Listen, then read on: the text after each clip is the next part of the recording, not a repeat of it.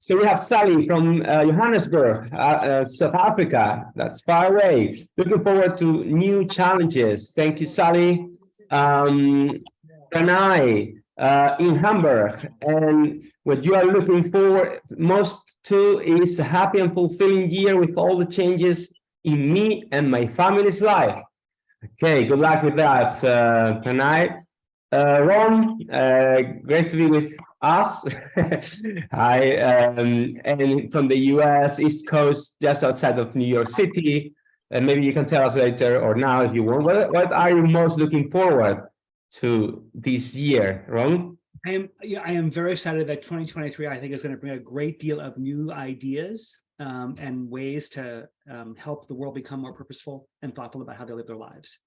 Wow. I'm starving for this conversation, and I'm very excited to sort of find new ways this year to push it. Well, thank you. Thank you very much for sharing. Well, we have a couple of comments. We will share also the chat with all of you. Pam's in Edinburgh. Looking forward to more positivity, passion, and of course, purposeful activity. Very good. So, well, it's been a couple of minutes. I think more people may join, but we are going to get started. And we have also Davin, sorry, who is there, and he's going to be our next host. And we will tell you about his session later as well. But it's great to see you here as well. And yeah, looking forward to this session and to the next one as well. So I'm Alberto González Otero, long name. I'm from Spain. You probably didn't notice because my accent is very British, but it's not. But basically, I'm one of the co-founders of the Purpose Collective, together with Sarah and Chris. And again, for the people who join later, Chris cannot make it today because he has some client work right now. But you know, he's here in spirit with us. But Sarah is here, and I'm going to hand over to her. Thank you very much, Alberto. A very warm welcome to all of you, wherever in the world you are connecting from. Delighted to have you here. I'm Sarah Rosenthaler. I'm a business psychologist by background.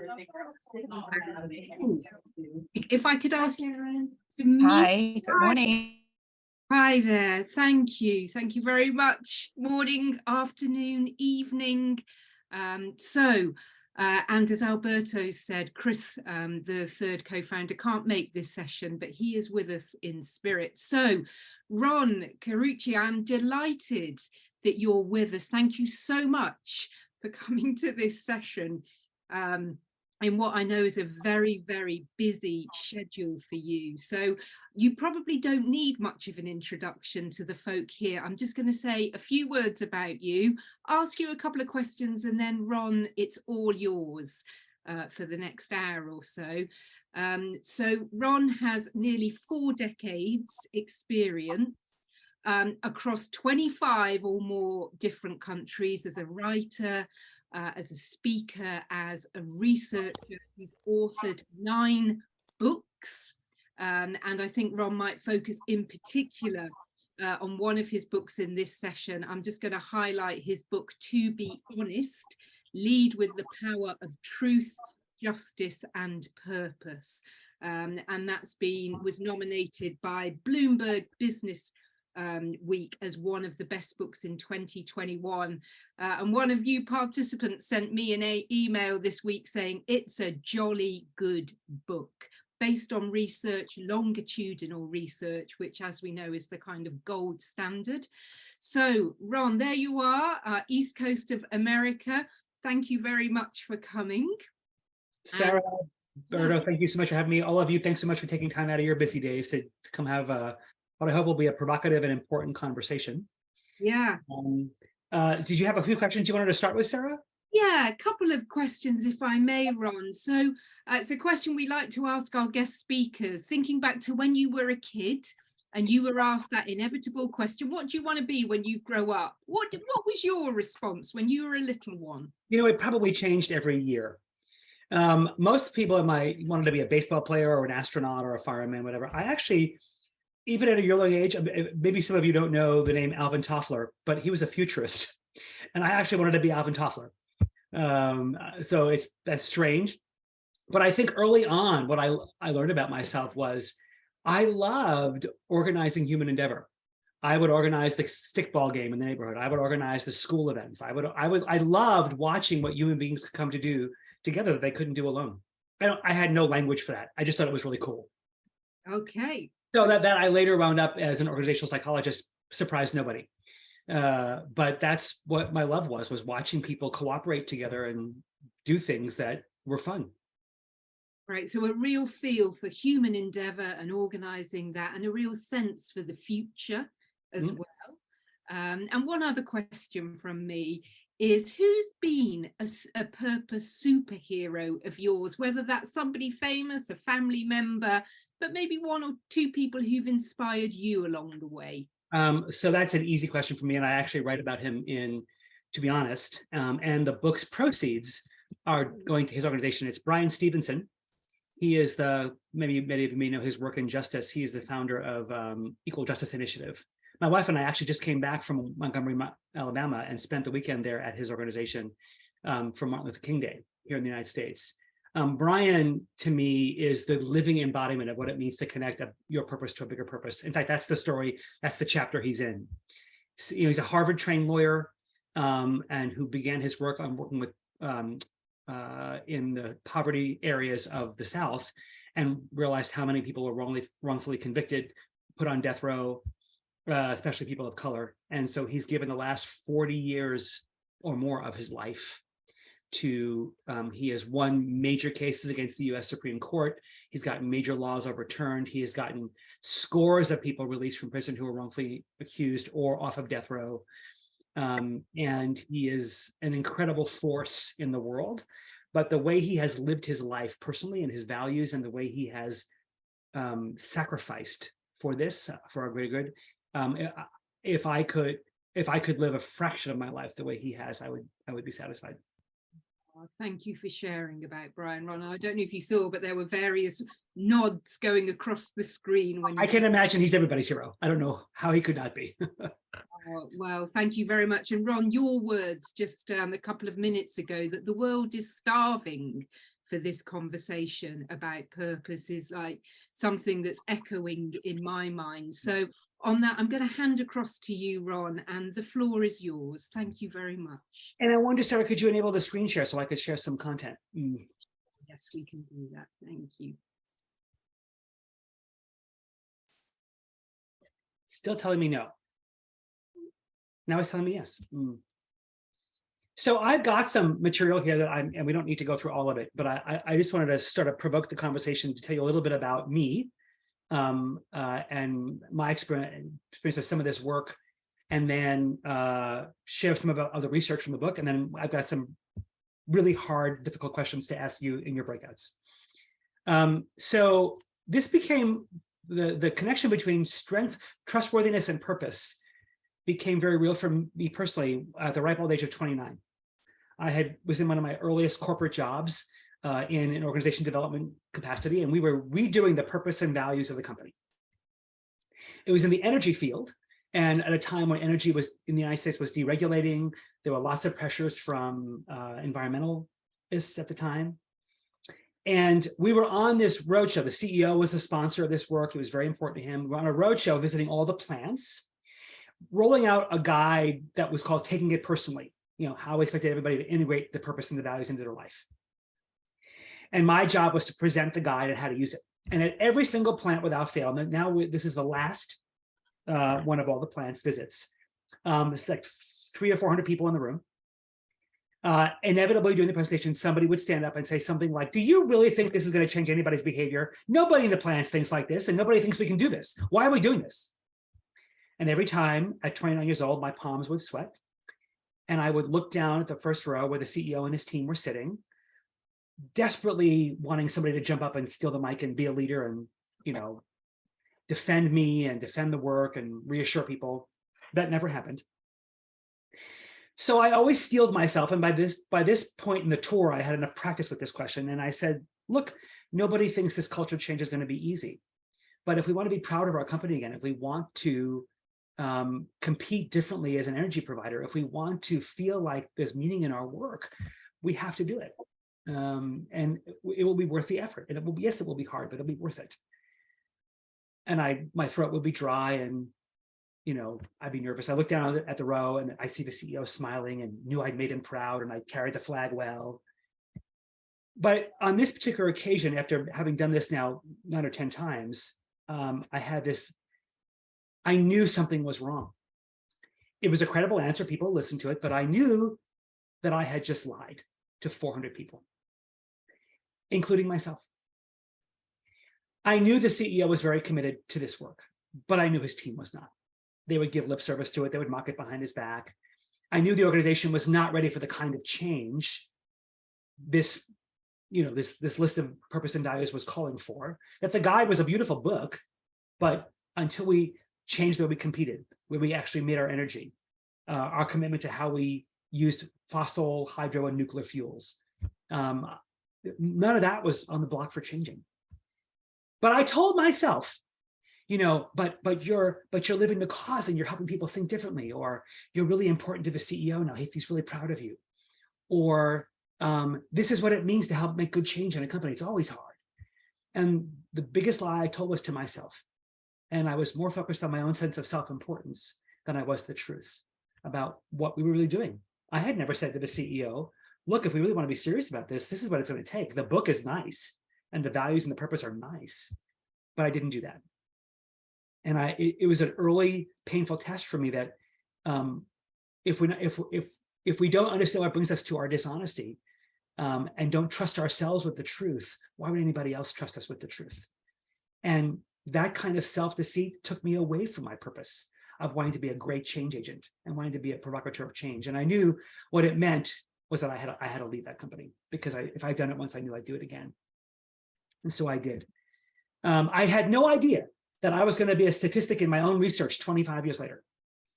But what I learned in the research, to be honest, was I'll tell you in a little bit about what we actually found, but it was a study of 3,200 leaders over 15 years.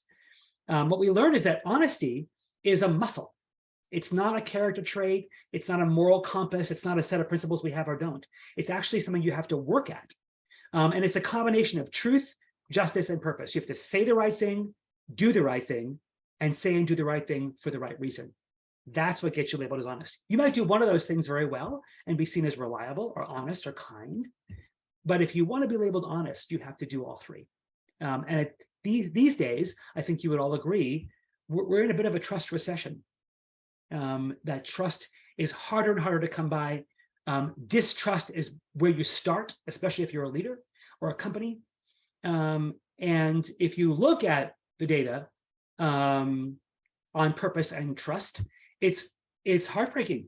I mean, I won't bore you with my dramatic reading skills of all these stats, but just take a look at where the workplace is at with a sense of institutional trust. People don't believe in the values that they live. People are more likely to go along to get along. They're more likely to comply. They're more likely to keep their mouth shut. And in so doing, erode their own soul. If we want to be a more honest people, a more purposeful people, we have to be honest about what brings us to our dishonesty in the first place. One of the things I love to ask the clients that I work with when they're really trying to think about their purposeful leadership is to say, I want you to look back over your calendar over the last 10 days. And I want you to pick out moments where nobody has to know this, but pick out moments where you knew you were not true to yourself. Because you can't be true to yourself if you aren't true about yourself. I want you to pick out the moments where you embellished some data to your boss, where you withheld hard feedback from a direct report because you didn't want to deal with their defensiveness, where you were curt to your kids or your spouse, where you weren't kind to the barista who made your coffee, where you would say you did not live true to your values. And I guarantee you what you will find is a pattern. The things that bring us to our dishonesty are not random. Every one of those choices serves a purpose. To make us feel safer, to make us engineer a certain response from others, to make us believe we're being seen in a certain light by others, to make us avoid pain. Of course, none of those things are true, but those are the things, those are the purpose we tell ourselves those behaviors serve. And we learn them from a very early age. And if we are not honest about the places we're not being purposeful, it's very difficult to learn to be purposeful and trustworthy. But there are better reasons to do it than these negative ones. So if you look at the data on the trustworthiness of purpose-driven companies, it's astounding. There isn't a metric any business would care about that these companies don't outperform their less than purposeful competitors. And so if you look at, the scores and scores of research that we have on companies, not that purpose wash, we don't, we all know what purpose washing does, but consumers are onto you. They'll see right through you if you purpose wash. But if you actually embody the words you say, if your actions and your words are congruent, this is what awaits you. And while the performance metrics, the financial metrics are all well and good, this is the one here that I think you will be unleashing in people the very best of who they are onto the world. To me, that's the reason to do this.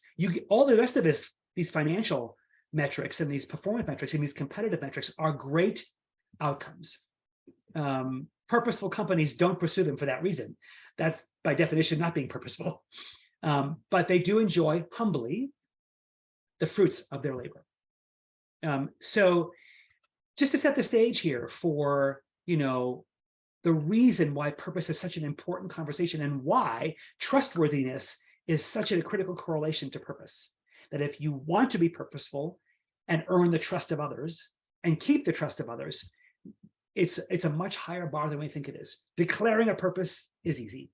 Living a purpose is, and sustaining the living of that purpose is much harder. So as a way to set the table, I'm going to put you into some quick breakouts now for maybe 15 minutes or so. And here's your questions. What lies have you told yourself that have diluted your connection to purpose? And how has a company's sense of purpose strengthened your trust in it as a consumer or a customer or an employee? I'll go ahead and put these in the chat box. You? And I can start preparing the rooms. And then when you tell me, I'm going to open them. Wrong? It is time. Go for it. So the questions are in the chat now, so you can take the chat in the room and just take 10 or 12 minutes and just be honest with yourself about what, have you told yourself I'm inadequate? Have you told yourself I need to do this so that others, because others will hurt me? It doesn't make you an evil person, it makes you human. But if you can be honest about the places where you've departed from the place you want to be purposeful, that's the first step in actually living more purposefully. So send them away, Alberto, and we'll see you in a little bit. Welcome back, everybody. Hope your groups were productive. Curious if anybody has any highlights or interesting, profound epiphanies that came out in their conversations.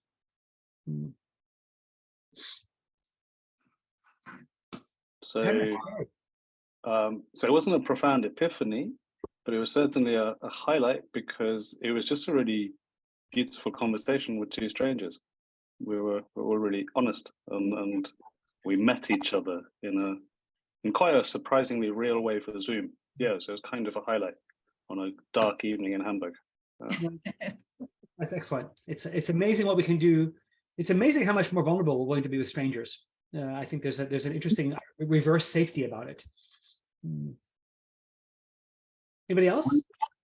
Well, just to pick up on Pranay, I was in his group, and I think two interesting themes that came up for us was, one is the resistance that can exist in an organization and among people to honesty, that there's this sort of barrier that we can hit. But once you penetrate it and get through it, there is often a relief and a hunger and a longing that people find when you get down into the honesty that hasn't been accessible before. And so there's kind of this sort of competing energy of resisting and tension, but then relief and, sort of acceleration that happens when you do kind of come into a place of truth. And we all three of us talked about that from our different perspectives and experiences. Very well said. That's super insightful. Curious if there was any double click on that to sort of figure out what were some of the mechanisms that allow you to make that breakthrough. What happens in organizations, or what is it leaders do that enable that transcend that barrier? think it's the people. So I know, like, talking from the experience of our organization, it was a change at the very top of our organization that signaled a complete change. There was a predecessor who was not people focused, he was very task focused, and then somebody came in and recognized quite quickly that if we're going to achieve such aspirational change, there had to be a shift in the hearts, minds, and the organization, and a change into a different type of culture and organization. And so it really took that one individual to kind of plant the seed and support that, and a group of people that then wanted that change and created that mechanism to enable the change. And it's just kind of opened Pandora's box for us. But it was really a change in one person that then kind of started a ripple effect across an organization. Beautiful. Thanks, Kat. That's a great story. Yeah, I just wanted to add one thing, you know, when we talked about diluting your connection to purpose, that sometimes it also money is an important driver to be able to follow your purpose, not necessarily making more money, but making enough money to carry on with something that you know, that serves the community. For example, my partner and I, we've just opened 6 months ago a place in Brighton for the LGBTQ community that is a safe space where everyone can feel and be themselves and are being heard and seen and be themselves. Very different to what already exists. And we do struggle, you know, we do have that struggle with following that purpose constantly, but also making sure that we can keep this place going, you know. Yeah. So sometimes, you know, in simple terms, you know, when I think, oh, we have to make people drink more so we can make more money and we can actually basically cover our costs, that's not the purpose of the venue. But then you think, oh my God, we are now leaving, you know, we are diluting our purpose, or we are not, or, you know, you feel almost guilty. Yeah. Think like that. But it is about maintaining this for the community in years to come. I think that there's an important distinction between purpose and the enablers of purpose.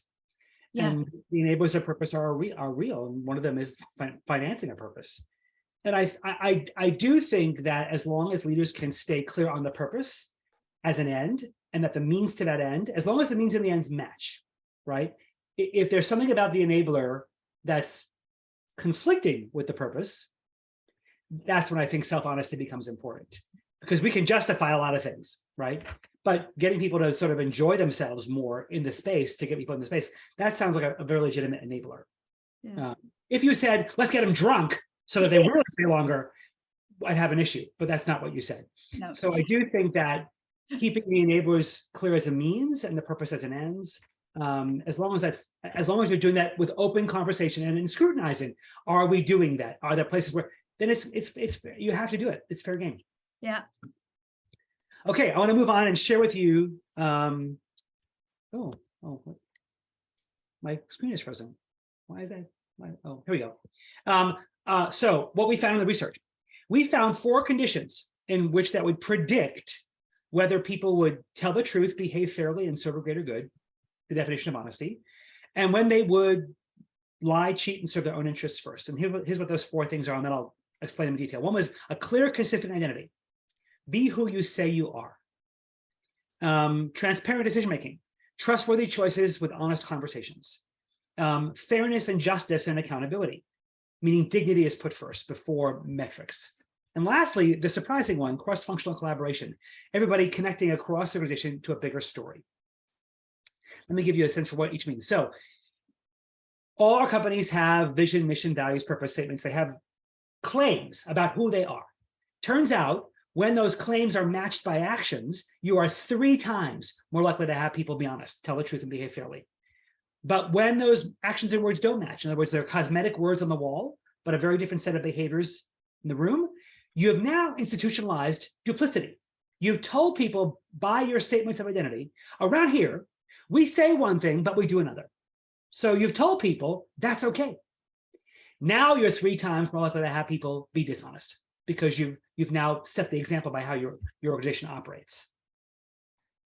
Decision-making. So if I walk into a room of people in a company, often referred to as a meeting, and around the table, I see an interesting exchange of ideas. The person in front of the room is presenting a balanced point of view on a set of data or points of view, does not have an agenda to get people in the room to think a certain way. That the decision or the problem that they're to solve has in fact not yet been solved or made. And if I wanted to offer a point of view that was different than the prevailing one in the room, I'd be welcome to do that. That's when you know you have transparency. And if that's the case, when the information is truthful, you're 3.5 times more likely to have people be honest. But if I walk into that room and it's very clearly orchestrated theater, when the decision was probably already made, the solution's already thing, and the person in the front of the room is just trying to bring me along to make it look like I'm being included, but reality is trying to guide me to a certain outcome,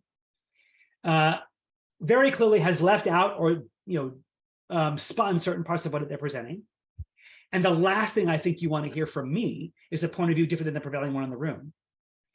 Now you're 3.5 times more likely to have me be dishonest because I can't find the truth in the room. It's gone underground and I can't be honest in the room.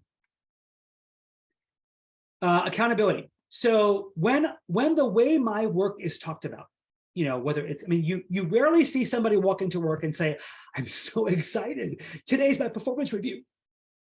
The one process that should be the most dignifying and honoring has become one of the most demeaning and demoralizing because these systems were created for a day when we did repetitive work, when I was just counting what you did.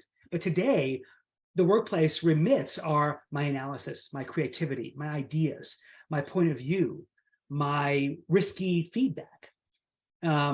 So when my work is talked about with a sense of dignity, meaning you honor the work as clearly an extension of me, the contributor and the contribution are now fused.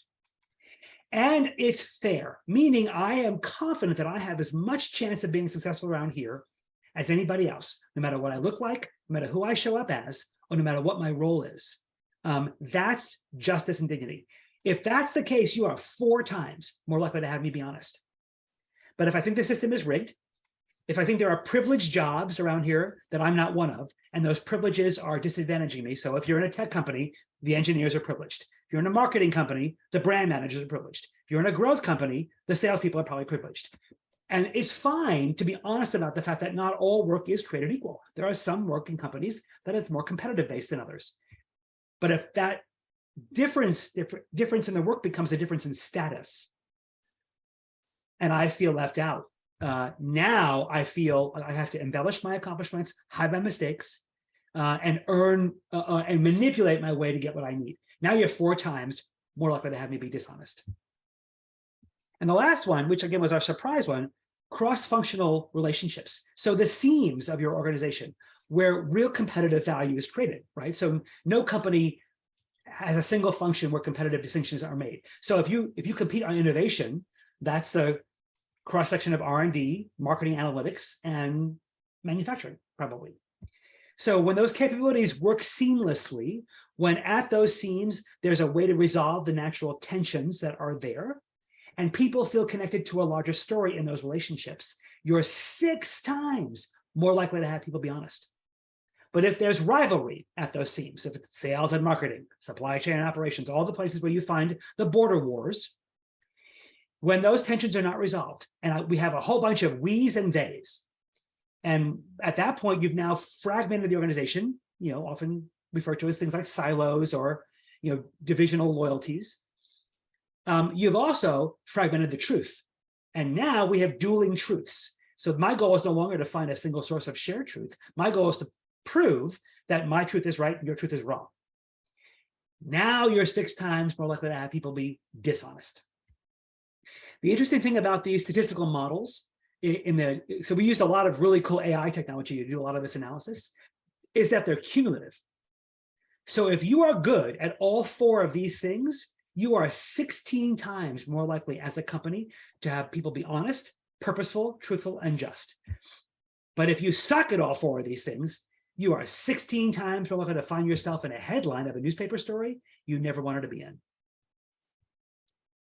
So here, I'm going to dig a little deeper now into the culture that creates these worlds. At the end of the day, a purpose requires a culture of solidarity. And solidarity has 2 parts to it. People show up every day every day in the workplace looking to answer two fundamental questions. Do I matter? And do I belong? And our job as leaders in organizations and colleagues is to make sure people never doubt that the answer to these questions is yes. Because the counterfeits are very deceitful. If I'm not sure that the answer to these questions is yes, I do the counterfeits. I go about looking like I matter and looking like I belong. And we've all seen what that movie looks like. So if you have not fundamentally made sure that people know that their work is important, it's connected to a larger purpose, that their contributions are dignified, and that they belong, there's a sense of ownership of a relationship, there's a sense of connection to people in a way that I'm not having to hide parts of myself in order to belong. Once those questions are off the table, I am now freed up to devote myself to the purpose of the organization in an honest way. But the minute I have to devote energy to finding answers to these questions that I want, that's energy that I'm not devoting to my work. And it usually takes in the form of deceit, right? Because we all know what it's like for someone to want to look like they matter and to perform their way into belonging. It's painful to watch, but it happens sadly too often. A wonderful example, and this story is in detail in the book, but if you can go read it in a lot of places, when Hubert Joly took over at Best Buy, they were on the brink of bankruptcy, and they prevailing wisdom said close stores, cut costs, all the things, and he said, I'm not doing any of that. He wanted to unleash human magic in a human way, and so he infused purpose to the organization by going from store to store to store and listening to employee stories and listening to their struggles and unleashing a sense of shared purpose, which they defined as enriching lives through technology. And they went to on every store floor and listened to leaders talk about when is Best Buy at our best and what does it look like, and connected everybody in that organization to a greater story.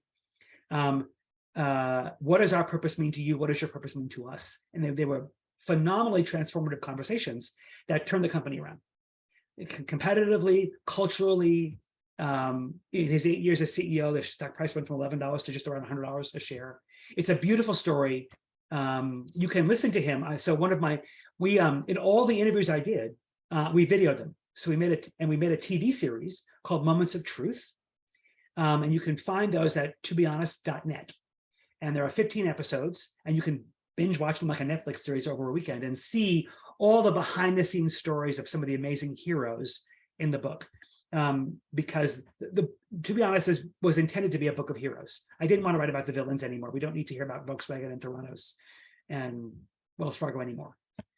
There's soul-sucking stories. I wanted to know who was living out these findings, who was embodying them in ways we'd be proud to emulate, that they could light a path for me to follow. Who would I want as my boss? And so that's what, to be honest, is a book of. So how do we do that? What are some practical ways to create a culture of solidarity? Make personal aspirations a routine part of conversations. When you see live purpose in action, talk about it. Make sure, especially in a hybrid world, people are socially connected. And then we talked about how do you re-onboard, as we come back to the office, as we live in a post-pandemic world, how do you make sure we reintroduce ourselves? So there's a set of questions we created on, how do you get people to sort of get to know each other again in a world where they've lived apart for a long time? And start with a sense of we're going to be our authentic selves. So practically, this is, I think, some of the ways you can embed a solidarity culture. So I'm going to put you back into breakouts for just a few minutes, and then I'm going to bring you back to close out. But here's your questions now. What is it about cultures of solidarity? Do I matter and do I belong? That engenders a greater trust. Kat, I think your story is a little bit like that. How do you feel when you're in places where you know you matter and belong? And how could your organization create a greater culture of solidarity? Welcome back, everybody. I wanted to sort of take a minute before I close out my last story. There's a question in the chat about, is it all or nothing? Is it one way or the other in terms of, all suck or all good? And it's a wonderful question. And there's actually a very happy answer. What we found with these statistical models is that they're cumulative, but they're also incremental.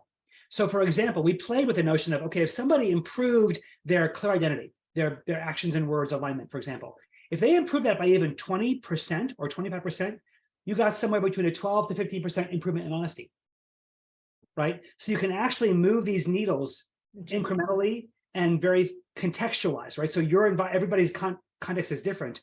You can contextualize your work to your environment and move the needle on them with very precise levels of an effort. So it's not either you're all honest or you're all dishonest, which was encouraging to find. So I hope your conversations were fruitful and meaningful. And I'm going to wrap up here with one final story. And then if people want to stick around, I'm happy to answer questions. So this last final story was one of the most inspiring ones to curate in the book. And if you go back to Colombia in 1964, a militant man by the name of Manuel Yolanda started FARC, the Colombian Armed Forces, basically militant combatants. He began that with the intended purpose of helping the rural poor of Colombia stand up to what they thought was an oppressive government regime taking advantage of them. That was his, at least at the time, a stated purpose. But he unfortunately got involved with another more radicalized man in the area who saw a different purpose for FARC. Because the problem was FARC was greatly outnumbered by the Colombian military.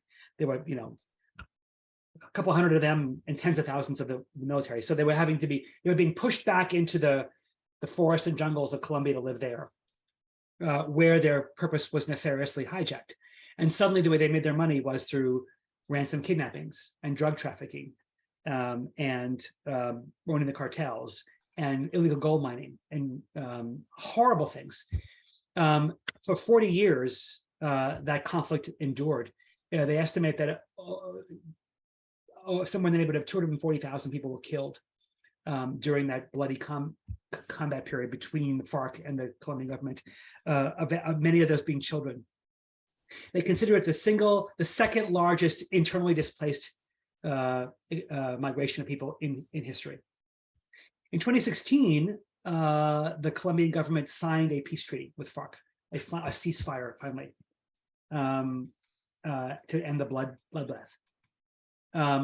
At the time, at its peak, FARC had 18,000 members. At this point, there were about 14,000 left. So the ceasefire was signed. We had just one problem. What do we do with the 14,000 former militant combatants living in the forests? It wasn't like the Colombian people were like, oh, let's welcome them home. And so Colombia had a problem. A man by the name of Jaime Gongora from the University of Sydney, an environmental scientist, a native Colombian, had an idea. He knew that the environmental scientists of the world were itching to go and study the completely unexplored, unstudied rainforests of Colombia, where they knew there were species of plants, species of animals with medicinal properties.